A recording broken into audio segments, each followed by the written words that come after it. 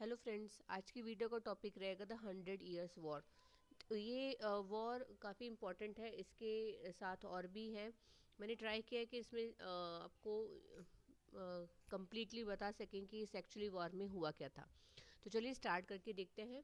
The name the 100 years wars has been use by historian since the sorry beginning of the 19th century to describe the long conflicts that pitted the kings and kingdom of France and England against each other from 1337 to 1453.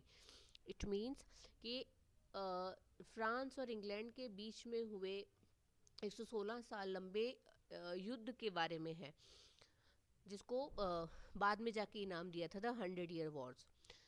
The war began principally because King Edward III of England and Philip VI of France escalated a dispute over feudal rights in Gascony to a battle for the French crown.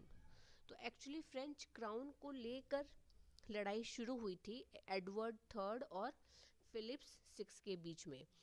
The king English won again great victories at the battle of Crecy and Poitiers, but the Charles V of France steadily regained much of the land lost since the start of the war. After a period of peace, when Richard II of England married the daughter of Charles VI of France, the war exploded into action again with the battle Agincourt, won by Henry V of England. Henry was nominated the heir to the French throne, but his early death and the ineffectual rule of Henry VI of England resulted in Charles VII of France retaking the initiative. With help from such figures as Joan of Arc, the French won battles at Formigny and Castellon and so won the war, finally gaining control of all the France except Calais. War and Peace. The 100 Year Wars was a conflict between the monarch of France and England. तो दो राजाओं के बीच की लड़ाई थी, starting in 1337 and not finally ended until 1453. The war lasted for 116 years, albeit not with continuous fighting but also long period of peace included. ऐसा नहीं है कि वो लगातार इस दौरान लड़ते रहे. इस टाइम के बीच में उनका पीस भी आया था, लेकिन इसको 100 ईयर वॉर्स तभी बोला गया ना जब वो शुरू हुआ और जब तक वो ख़त्म नहीं हो जाता. The name we use today for the war was only coined in the 19th century. The 100 Year War is traditionally divided into three phases for the purpose of study and to reflect the important periods of peace between the two countries. तो तीन part में divide है. पहला the Edwardian war after Edward third of England, the Caroline war after Charles V of France, and the Lancastrian War after the Royal House of England, the Lancasters. Cause of the war. The causes of the 100 Year Wars are as complex as the conflicts itself would later become. In addition, motivations change as various monarchs came and went. The principal cause may be listed as the seizure of England, English held Gascony by Philip VI of France. पहला reason ये हो सकता है. The claim by the English king Edward III to be the rightful king of France through his mother. तो जो English का king था उसको उसकी मदर की साइड से उसको लगा कि मैं ही वहाँ का राजा बन सकता हूँ. The expedition of Edward III to take by force territories in France, protect international trade and win booty and estate for his noble. The ambition of Charles V of France to remove the English from France's feudal territories. The descent into madness of Charles VI of France and the debilitating infighting among the French nobility.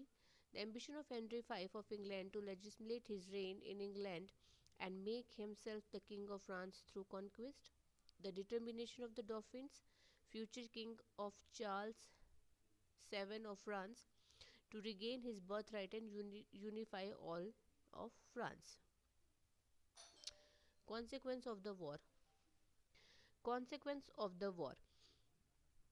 The 100 Year War had many consequences, both immediate and long lasting. First, there was the death of those in battle and those civilian killed or robbed by marauding soldiers between battles. First. Second, a high number of French nobles were killed in the conflict, destabilizing the country as those that remained sequebled for power. In England, the opposite was true as kings created even more noble in order to tax them and fund the war. This was not enough, though, and England ultimately arrived on the brink of bankruptcy because of the enormous cost of placing field army in another country. Although the English had won some great victories, the final result was the loss of all the territory in France except Calais. तो इतनी लड़ाई होकर जीतने के बाद भी England के पास कुछ भी नहीं बचा, उल्टा वो बैंकरप्ट हो गया. Trade was negatively affected and the peasantry had to endure endless round of taxation to pay for the war. और अल्टीमेटली जब पैसे ख़त्म हो गए तो उन्होंने टैक्स बढ़ाना शुरू कर दिया, resulting in several rebellion such as peasant revolt of 1381, जिसके बाद ही रिबेलियन मतलब प्रोटेस्ट शुरू हो गए, जैसे पीजेंट रिवॉल्ट हो गया. Even the medieval church suffered as king diverted tax meant for the Pope in Rome and kept them for themselves to pay for their armies, resulting in the churches in England and France taking on a more national character of their own. तो church को भी सब कुछ मिलना बंद हो गया. The loss of the war for England caused many nobles there to question their monarch and his right to rule. This and the inevitable search for scapegoat for the debacle in France ultimately led to the dynastic dispute known today as the War of the Roses. Military technology developed over the period, in particular the use of more efficient gun-powered weapon and strengthening and adaptations of castle and fortified town to meet this threat. In addition, by the war's end, Charles VII had created France for permanent royal army. तो I hope आपको video समझ में आई होगी. इसके जो 3 part बनाए थे जो मैंने बताया था, उन तीनों के ऊपर अलग वीडियो होगी, तो आप उसको देखना जना बिल्कुल भूलना नहीं. तो थैंक यू.